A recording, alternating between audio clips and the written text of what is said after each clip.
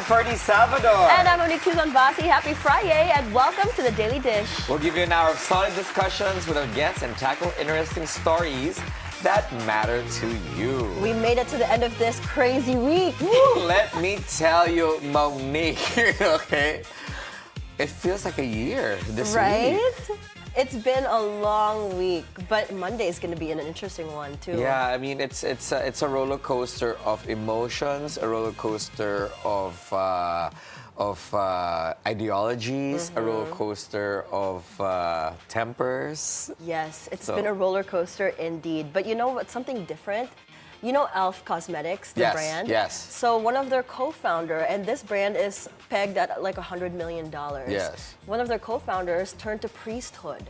Normally that doesn't happen, right? But when the calling is there, the calling is strong. The calling is strong. Like, I think that's amazing. So he gave up, I think he gave up being a co-founder and he's becoming a priest where he has like nothing. He's in a tiny room. And he loves it. Good on him. Right? Like, you know, on Monday, Janina Vello and I were talking about like Gen Zs going back to the Catholic faith and then they're going to church again. I love it, actually. I love seeing the younger ones since too. Elf is a cosmetics brand for Gen Z, it actually correlates. Is it a Gen Z brand? I feel like it's a millennial brand. Is it a millennial brand? Yeah, I grew up with Elf.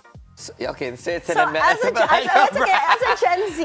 And it's not, Monique, it's valued at 3.2 billion USD. Oh, I stand corrected. But so, I wonder even if he's going to use some of his money to help out, donate. you know, people in need and the church. Probably. Let's find out. The story will be developing. It was just announced yesterday that he's turning to priesthood. And since you called out Ryan Lochte yesterday, he clapped back. Okay, it's Monique's I didn't fault. call him back. That's what the internet was calling him back. I just rode with it. It's been a roller coaster. I rode the roller coaster. It's Monique's fault. So Ryan Lochte, clapped back and he said that he doesn't understand why people are, because his girlfriend or wife said that, you know, people his girlfriend were telling him, you know, that he's trending and he doesn't know why. And Molly Gillingham is the girlfriend, right? Yeah, so that's what they were posting online ever since he got divorced from his wife.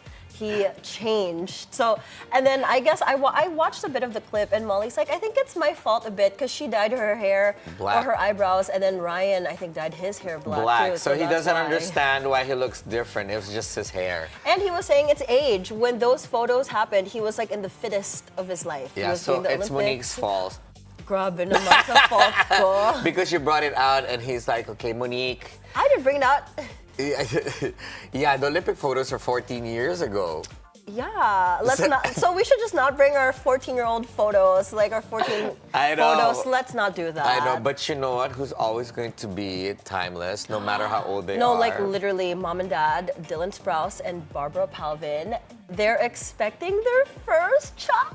Okay, why are you excited about this? Because I love the Sprouse twins. I grew up with them too when they were doing Sweet Life on Deck, The Sweet Life of Zach and Cody on Disney Channel. And Barbara Palvin is just so beautiful. Do you not agree?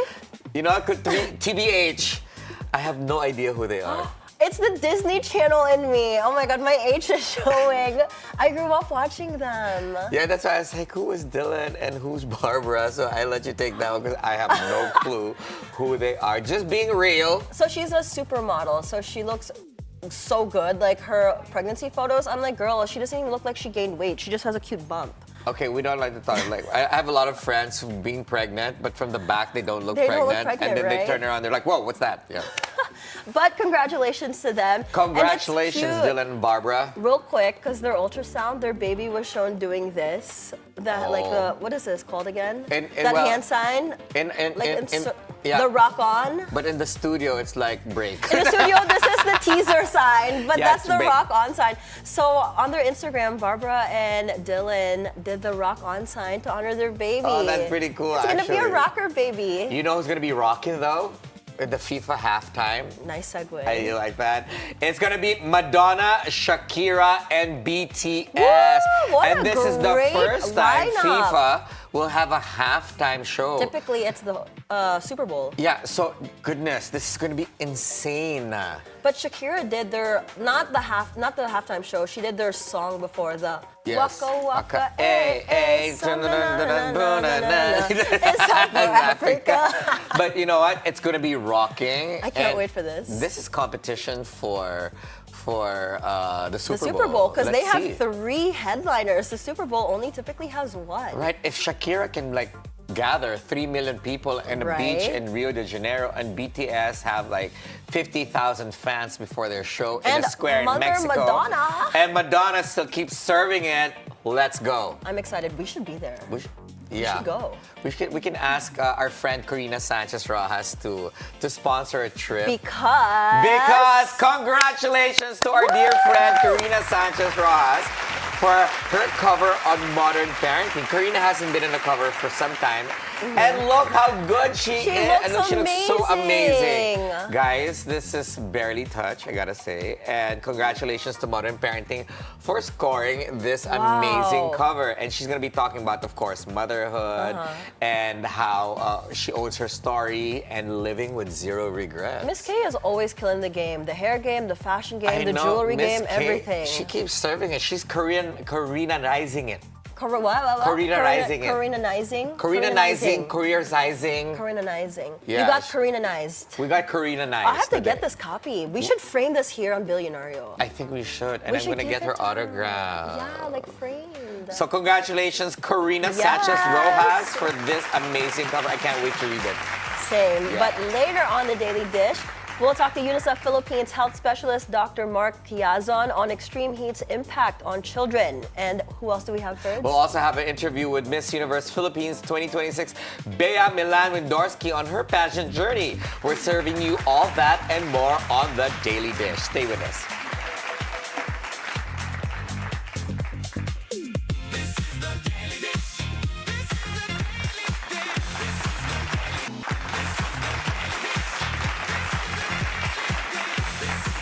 Welcome back to the Daily Dish. High heat index has been recorded in many parts of the country and the world in the past weeks. And the United Nations Children's Fund, or UNICEF, says children are the most vulnerable to extreme heat. And to better understand and manage this, joining us now in the studio is UNICEF Philippines health specialist Dr. Mark Quiazon. Yes, he's in the hot seat this afternoon. Yes, and Doc has a lot of fans with him in the studio. Yes. So, welcome to the show.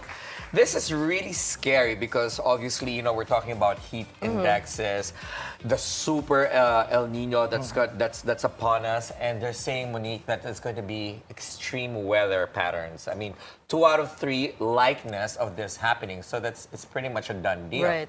So because of El Nino, we're going to have stronger typhoons, bigger wildfires, and now they're saying that we're going to have a food crisis upon us.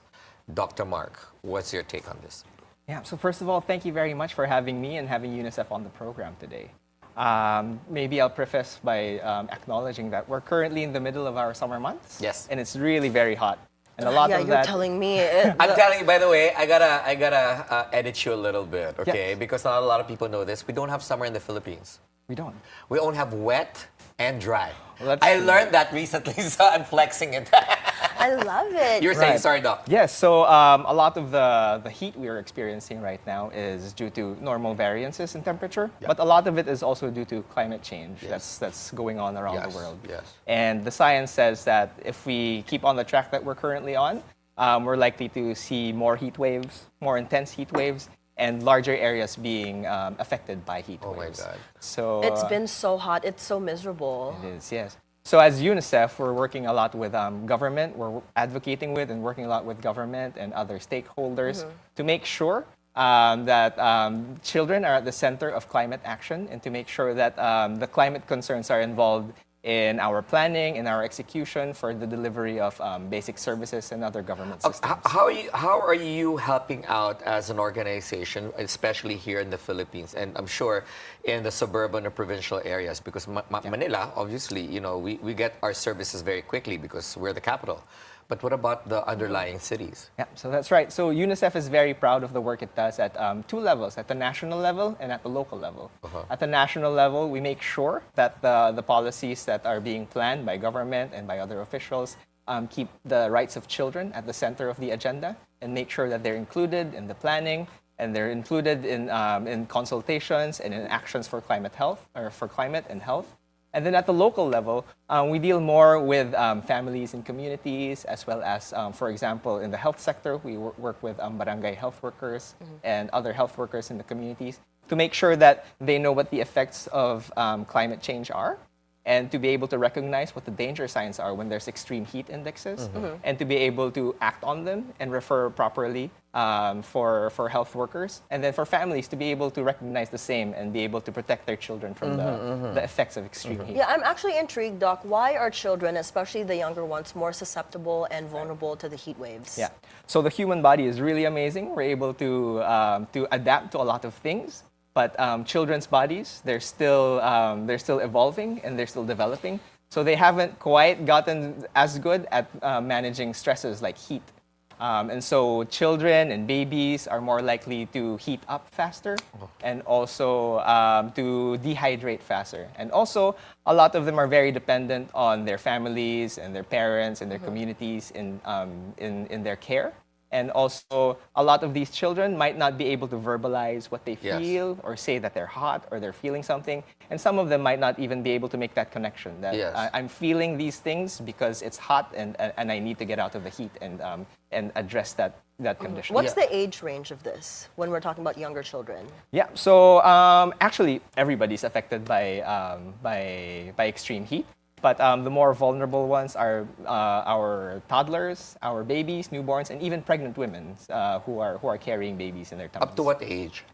So for children, that's usually up until 18, and then under 5 children, those are the more vulnerable populations as well, and also the 0 to 1. And these are the particular populations that we pay special attention to, especially in these times. You know what? This is enough to keep me awake at night.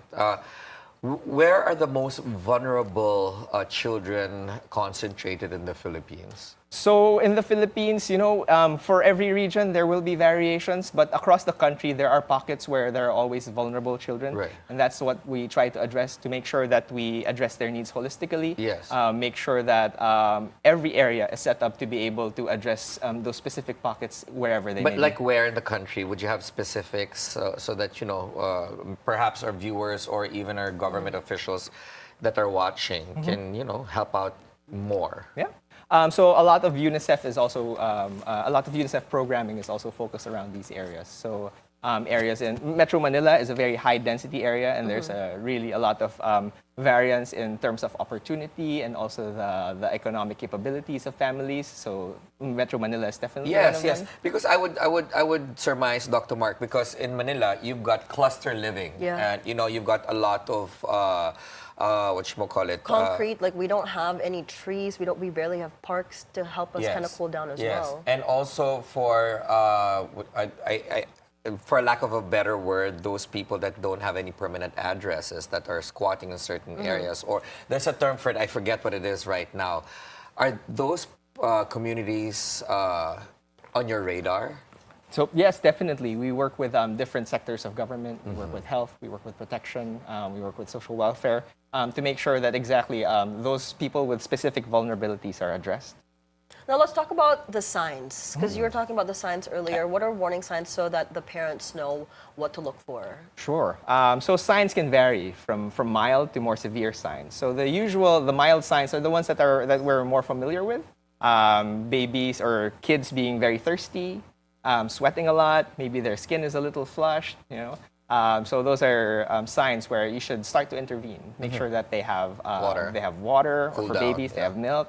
Make sure they're in a cool place, And then for the more extreme symptoms, signs and symptoms, it would include for the general population, maybe signs of dehydration. Your mouth is very dry. You can feel your heartbeat fast, and then you can even feel faint or lose consciousness. It can manifest as other forms of dehydration. For example, in the production of urine in the body. So you go to the bathroom less frequently. Your pee might be a bright yellow or a dark yellow color, and that goes the same for children. For children, babies who have more extreme signs of heat stress. Maybe when they cry, you don't see tears come out as much. Oh, but that's weird. That's sad, Yeah, I know. and then parents will usually have a good idea of how many diaper changes they go through in a day. If the baby is dehydrated, they'll notice that the diaper changes are less frequent during the day. Right. And also the babies might be more irritable, or they might be more sleepy than usual. So these are signs that that parents and community should really watch out for. Right. Dr. Mark, from UNICEF's database, are you seeing an increase of emergency situations in hospitals with children involved because of dehydration, perhaps even diarrhea, because that happens also when it's hot? That's right. And any alarming signs there? So currently, we don't have any data that shows that there's a specific increase, but usually during these times, during summer months, there really are more consults for heat stress. Right. And also now with more extreme heat situations, and you're right, diarrhea is one of the effects. It also affects not just the health, but also the water system sometimes. So those are areas that UNICEF continues to work with stakeholders to improve for our children. And what are the immediate interventions needed? Yeah. So first of all, before intervening, we try to prevent. Yeah. So we make sure that that our homes, when we're home, that it's cool. We try to close the curtains so that the sun doesn't get in so much. At night, we open the windows so there's better ventilation.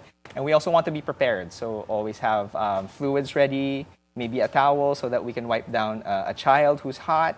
And also have emergency contact numbers in case we have to refer to a health facility. Right. But when you see the first signs of heat, dehydration, just make sure that that kids have enough water to drink.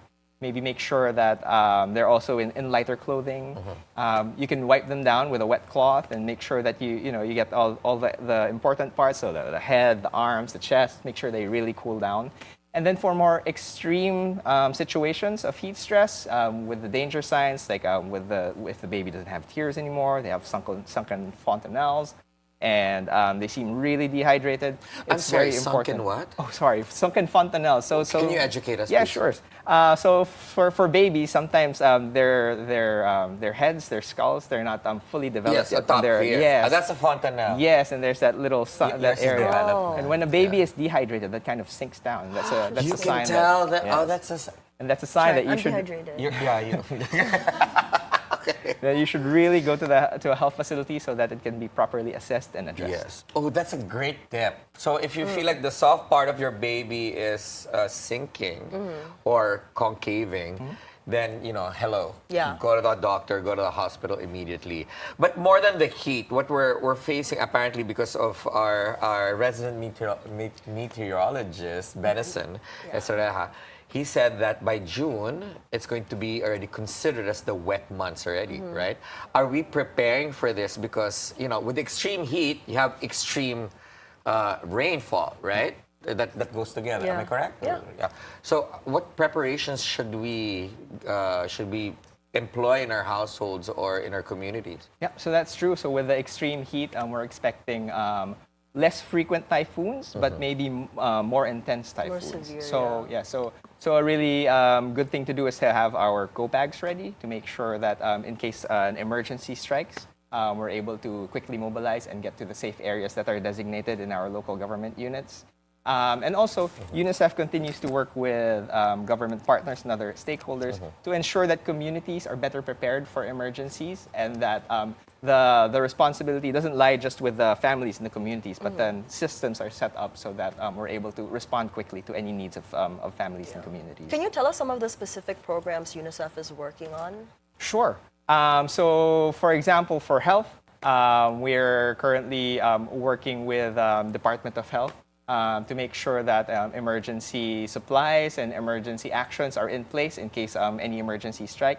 And then at the community level, we make sure that health facilities and health workers are adequately equipped, and that referral systems are in place so that if anybody needs any help in terms of health, they're able to receive the help they need quickly. Right. As ordinary people, lay people, how can we be of assistance to UNICEF?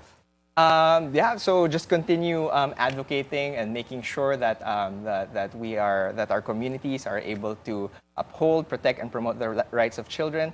And then, of course, UNICEF historically has always depended on its funding has been dependent on voluntary contributions from donors. So any donations to UNICEF will go a long way. And where's the official portals for this? So it's available in all of your favorite social media outlets. So just look for UNICEF Philippines, and there'll be resources there where you can click and see what your options are for being able to give and being able to help communities that we work with. Nice. Well, real quick, because global warming is real, right? Global change, climate change, it's happening. What can we do in our own little way to help mitigate and kind of slow it down a bit?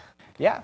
So there are a lot of greening initiatives that we can engage in. Really reducing our use of resources, such as electricity and also gas and other consumable items that when they pile up, they really contribute to a lot of the changes in climate. So so by starting at home, if we reduce our consumption of those things, that can be a big help. Can I add? I know we were running out of time, but can I add very quickly? I know we've got warnings from the grid, yellow warnings and red warnings. So of course at night, when the children are sleeping, they don't have any ventilation or electricity or in some parts of the metro. I hope this finishes now. No, it's done. How should we address that during brownouts or lack of power? Yeah, that's true, and that is a real risk. And we'll go back to our preparations for such instances where it's not as easy to get away from the heat. So there are things that you can do at home. For example, again, make sure to wear light clothing, and then we can take advantage also of natural ventilation at home, but also be prepared to be able to address any trouble that may cause. So again, having those emergency kits at home to be able to address heat, having the right contact number so that we know who to get in touch with in case our children, our babies exhibit any of the signs of extreme heat or dehydration. Thank you so much, Dr. Mark Quiazon. You actually look like you're 18 years old. He's part of that grid. Well, thank you so much for being on our show today. Thank you very much for having us. Of course. All right. Up next, our interview with Miss Universe Philippines 2026, Bea Millan Windorski. Don't go away. The Daily Dish will be right back.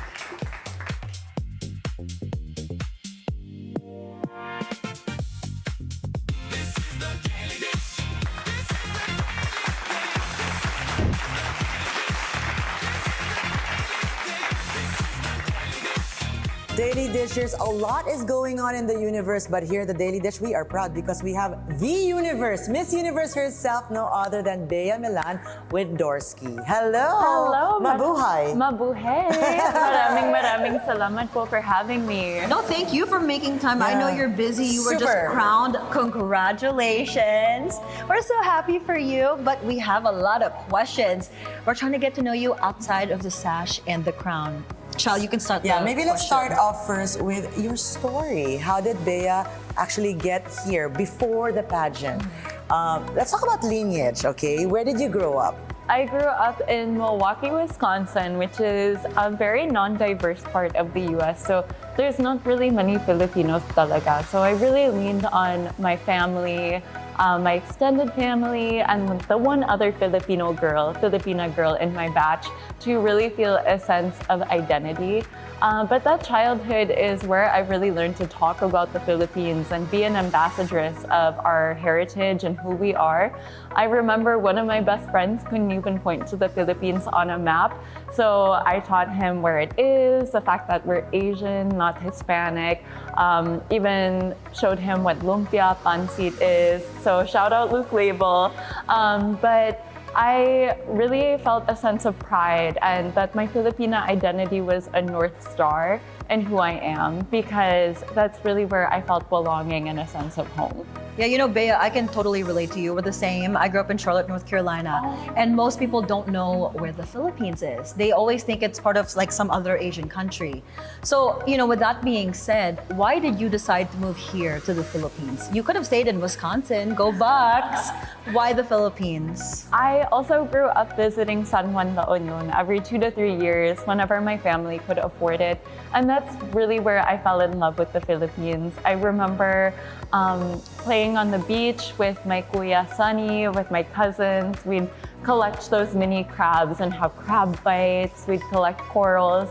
And as someone who was always really into the outdoors, I super loved those memories, and the fact that we could play outside, the fact that we were surrounded by people who could relate and identify to our values.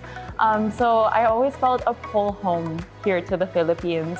And after I finished my studies, I was a scholar in university.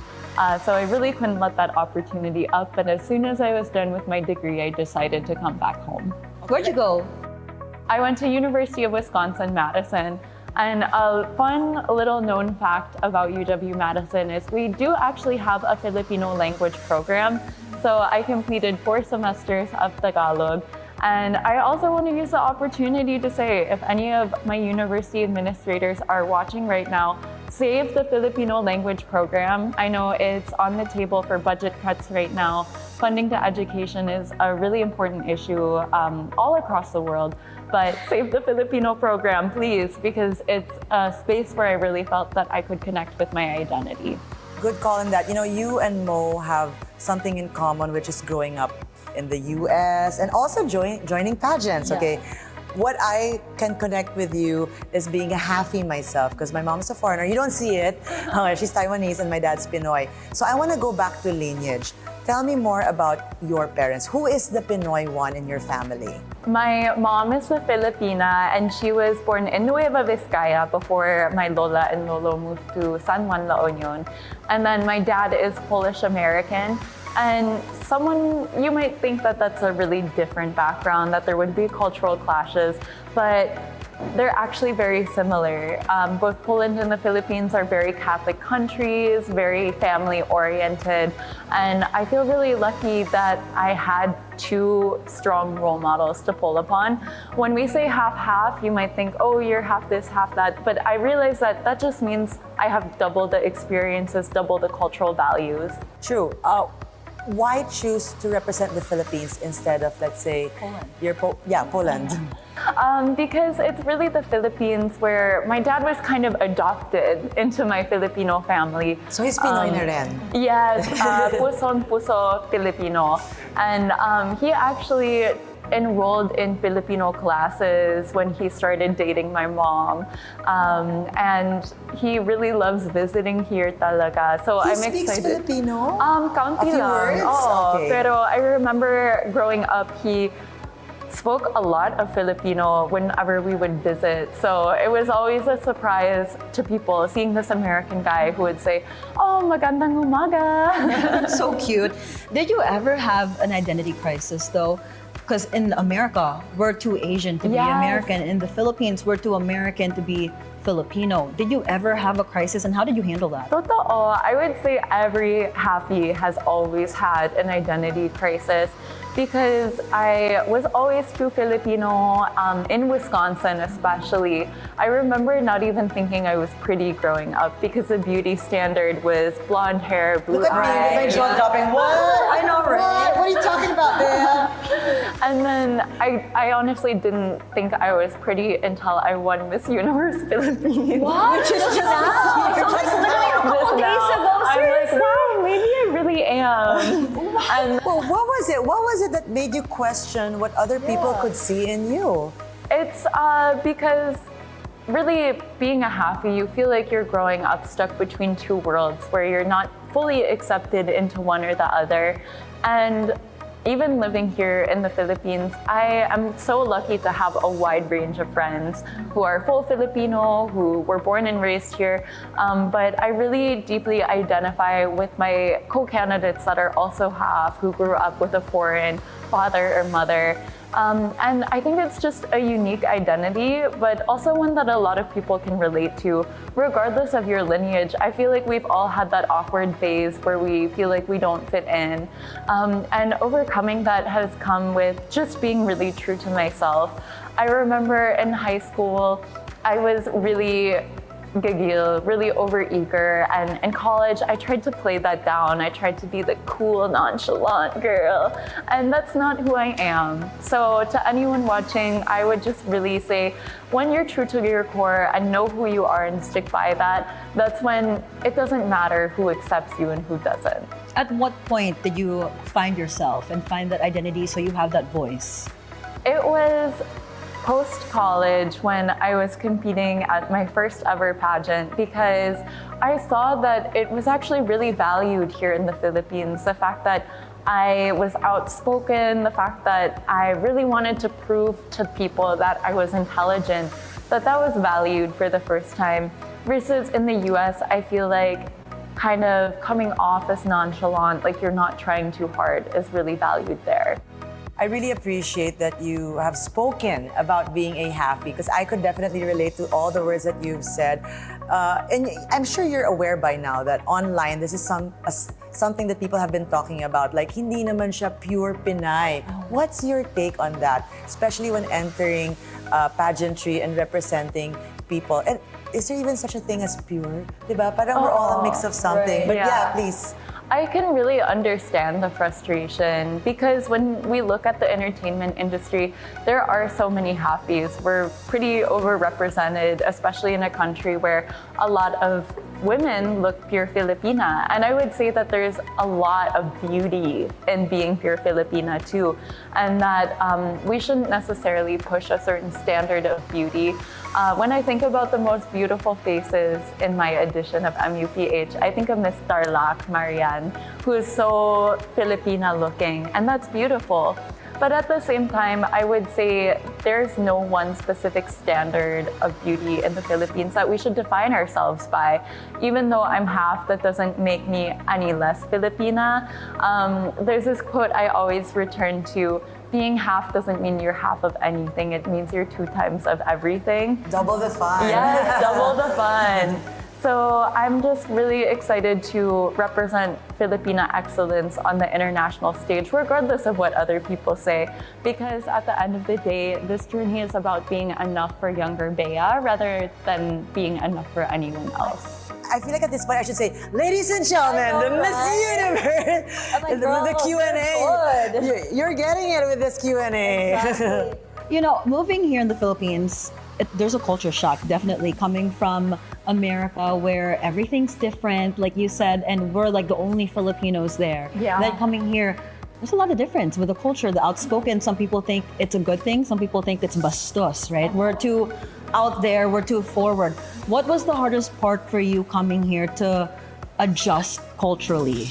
The biggest culture shock for me, honestly, is in the US, I was identified first and foremost as Filipina. Even if I was living in the US, even if I was an American citizen, I was always the Filipina girl. And now moving here to the Philippines, that's not really an identity marker anymore. You can't talk about being Filipina. Now I'm the American. And also, because I majored in history at university and was super interested in Southeast Asian studies, the history of the Philippines, that's really what I would talk a lot about with my friends. I'd love to teach them about where I came from, what my family's history was like. But of course, I can't talk about that here. Everyone already knows. So I would say I'm a little less interesting here than I was in the US. I wouldn't say. You know, what's also interesting is that for this particular pageant for me, seeing the Q&As and all the contestants, this was a tough one, huh? Everyone was a contender. All of you were beautiful. Everyone gave good answers in the Q&A. That was fair play. So it makes me wonder, because seeing you with your height, when Mo and I stood next to her, we're like, what's your height? 5'11". 5'11" with her So beauty. we look like Oompa next to her. Exactly. So it made me think like, why choose the route of pageantry? You could have been a supermodel. That could have been the path that you could have taken, right? For me, I feel like Miss Universe Philippines is one of the highest levels of competition, even across sports, even across modeling, that you could ever join. So I was really drawn to competing against some of the most accomplished women, not just in the Philippines, in the entire world. I really believe that steel sharpens steel. So by being in this competition, it pushed me to be Bea 2.0, to become the best version of myself. And that extra push of being in a competitive environment is what really got me there. I wouldn't say I'm a very intrinsically motivated person. I need the extra pressure of a competition. So I'm very thankful for this opportunity, the fact that I could be surrounded by women who inspire me every day. And it's not just me that built Bea, it's being surrounded by my 49 co-delegates. Well, let's talk about your pageant journey. You started off with Miss Earth here in the Philippines, and you didn't have a team. You were independent. How did you work through that? Because typically, just coming into the Philippines, especially Philippine pageantry, it's hard, it's tough. How did you handle Miss Earth and from there transition to Miss Universe Philippines? For my Miss Earth journey, especially when I was competing for Miss Earth USA and throughout that reign, it was just me and my mom talaga. So I remember late nights with my mom scheming. She'd even be my Q&A coach. So sometimes we'd get into arguments because she'd be like, well, I would have answered it this way. And I'd be like, Mom, I'm just trying to relax. Yeah. But I really value that time because I saw what it was like to work so hard and be on your own and really understand where a lot of girls are coming from, because not every girl has a supportive large team, not every girl has support from her LGU. So I would say that taught me a lot of mental toughness, and it also helped me grow really close with my mom. But now on this Miss Universe Philippines journey, I was really, really lucky to be approached by my local director, Miss Haley Ali, because she was also the main engine behind Atisa Manalo's run. I definitely would not be in this position without her, because she's connected me with so many amazing and talented people, like my stylist Perry, like my hair and makeup team, Nikki, Jaja, Jonas. There's so many moving parts that go into being competitive here in the Philippines. And I'm glad that my Miss Earth USA journey taught me how to be humble and keep me down to earth. But at the same time, I'm glad to have that support system around me to really show the best the Philippines has to offer. So would you say for the young girls who are watching you today and want to join pageants, would you say they really need support, not just from the LGUs, but from the glam team, to the pasarela training? What are your thoughts on that? I would say find people who are there for you, because it is hard to pay for a pageant, but oftentimes a girl could find someone who's willing to help you out just because they believe in your journey. An example is my pasarela trainer, Mami Ian. He doesn't charge. It's because he is such a fan of pageantry that he believes in the potential of his girls. And it was such an honor to train with him, someone who's so well established all around the world. So I would also recommend for girls who are just starting out, look into the camps. I also get mentorship from Tito Jerry at Aces and Queens, and they really are an affordable way to start your pageant career. And people will find you. If you keep pushing and if you keep persevering, people will recognize your talent. And it took me an entire 2 years in the pageant industry of just being me and my mom for me to finally find that support team who really lifted me up.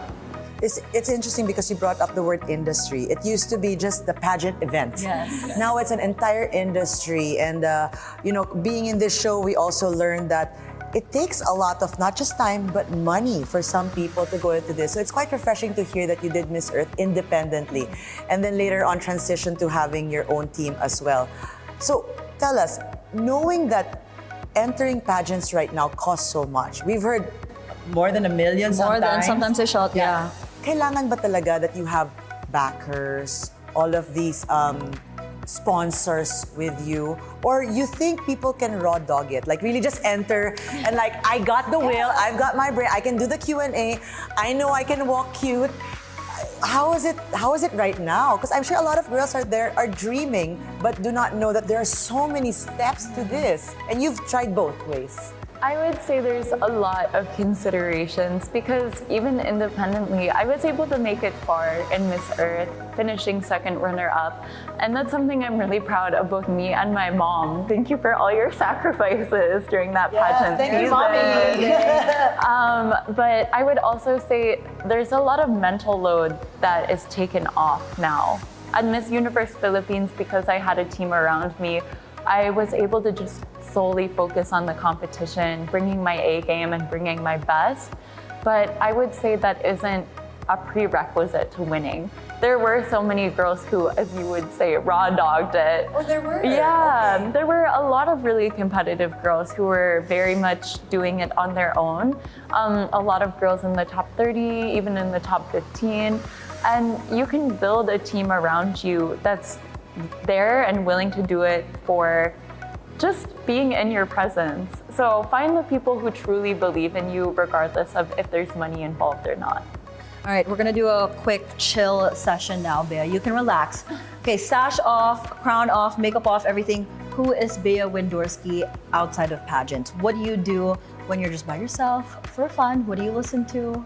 Outside of pageants, I really love sleeping. We all do. Go to sleep. We haven't seen her in a while. I think I lack sleep because I'm half her height. But also, I really love hiking. Here in the Philippines, we're known for our beaches, but we have so many incredible and beautiful mountains as well. And through my mountaineering experiences, you also learn how to commute. So you're a nature girl? Yes, would you I'm a say? nature girl. Growing up, my dad, that's a huge influence from him, is our family vacations were always, let's go hike 10 kilometers instead of let's go relax on the beach somewhere. And I actually love commuting. I love the experience of taking a bus, taking ferries, even taking the MRT, because you really see the Philippines from a different perspective. You feel much closer to your kababayan when you're there sweating on the MRT during rush hour. Bea, I'm gonna add to what Monique has asked you, because right now you've achieved a dream that most girls could only dream of, right? You're Miss Universe, so still keep that sash off. Here at the Daily Dish, we always say, no Miss Universe answers. We want it like just purely you. This is not Q&A. What is it that you really always have dreamt of to be? Like, was it always to be a pageant, a queen, or were there other dreams? Because you're already representing the Philippines, which is a great honor. But let's put that aside off, put it aside first. What is it, the other things that Bea would love to really do for herself? Not for the country, not for your family, but for you. This is going to sound like such a pageant answer, but ever since I was a kid, I really was interested in international relations and politics. I wanted to work for the UN, was my dream job. I wanted to be a diplomat because I think I got that from my mom. She wanted to major in history, but my lola and lolo are very pragmatic, very Ilocano. So they were telling her, just do your nursing degree. And she always carried that dream of she wanted to have a history degree, go on and work in international relations. So when I showed a similar interest, she really nurtured that. She made sure I was always listening to the news. I was always very informed. And now that I'm here in the Philippines and have this opportunity through Miss Universe Philippines, my dream is actually to be a political commentator or a news broadcaster, journalist after the told me MUPH this, when journey. we met at Miss Earth. Okay, so win that crown and then come back to us. Okay, quickly. This one I have to throw in because I know that, especially when people are as beautiful as you, as tall, smart as you. Yes, there! Own it, girl! Own it! Yeah.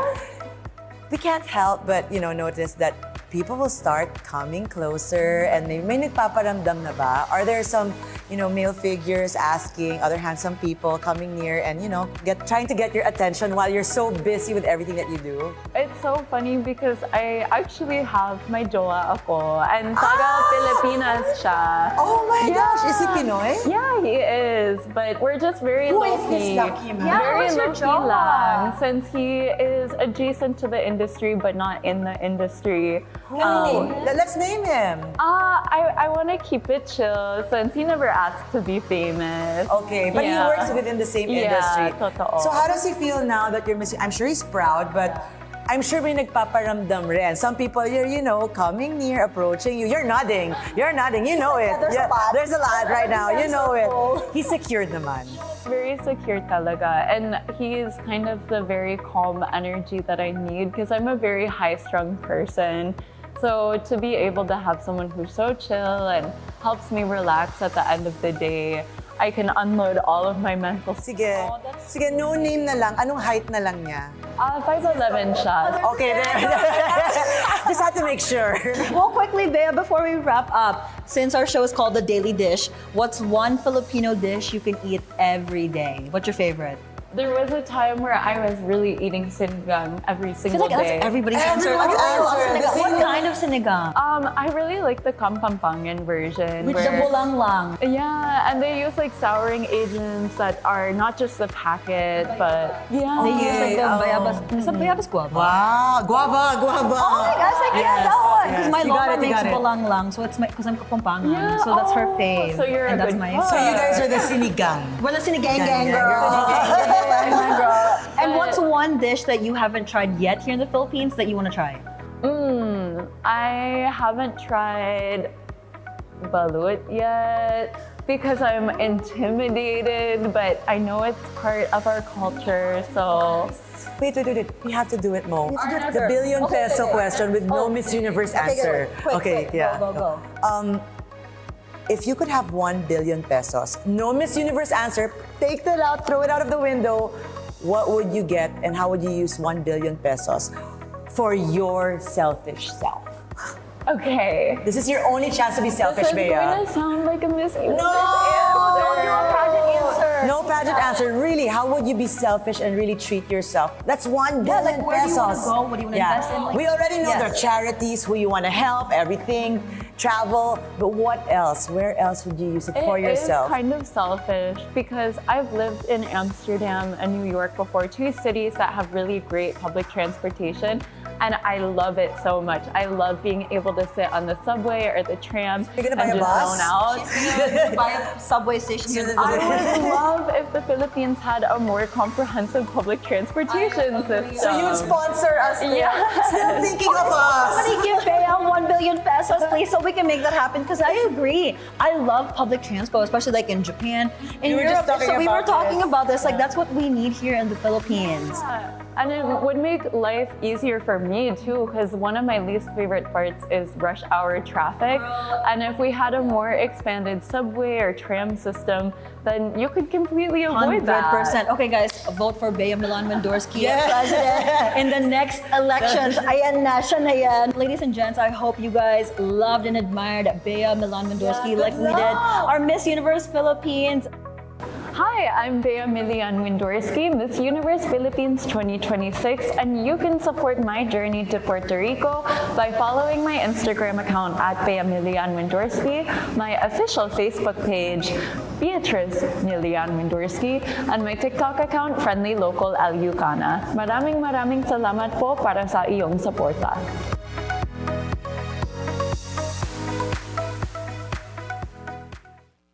Wow, what a great interview, all you beautiful ladies. But watch out for our guests next week, Filipino athletes turned pageant kings Aaron Davis and Felipe Marasigan. Wow, I love it. From pageant queens to kings. Yes, and that is it for us today, Friday. Join us again on Monday for more real talk and a lot of spilled tea. With zero filter, I'm Monique Tuzon-Basi. Anytime is a good time because it's always more fun with us. I'm Ferdi Salvador, always on top of the news and stories that matter most. Midday Report with Maya Rodriguez is up next. Stay tuned to the Bilyonaryo News Channel. Thanks for making us your lunchtime companion, and that's the Daily Dish. Sir! Hydrate, stay out of the sun. Happy birthday to Junior!